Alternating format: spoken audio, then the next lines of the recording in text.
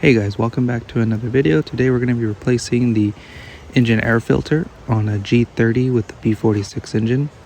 This is a really easy task to do. This is the part number we're going to be using. You only got 4 clips to undo, 2 on the left side and 2 on the right side.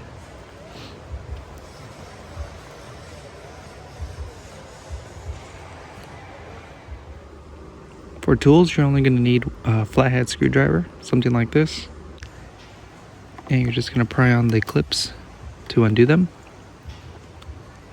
Once you got the 2 on the left done, just reach in over on the right side and undo those.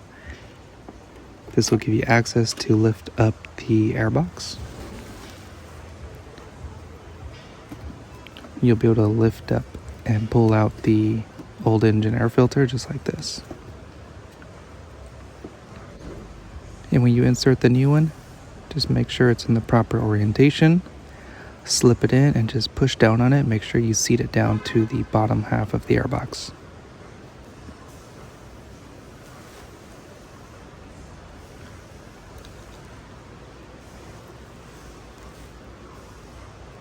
So just make your way all the way around, make sure it's seated correctly.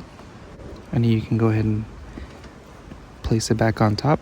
The clips can be hard to put back, so put pressure with your right hand and clip in with the left. For this clip down here, hard to reach, so I put my hands in this way, push in with my thumbs, and push down with my hands up on top. And when it comes to the clips on the other side, the clip over here, I found it was hard to push in with my fingers like this, so I went ahead and pushed it in with my thumb. And the one further back is a lot easier to access. You can just push in with your fingers. And you're all done. So if you learned something or if I helped you save a few dollars, please consider subscribing, and I'll see you in the next video.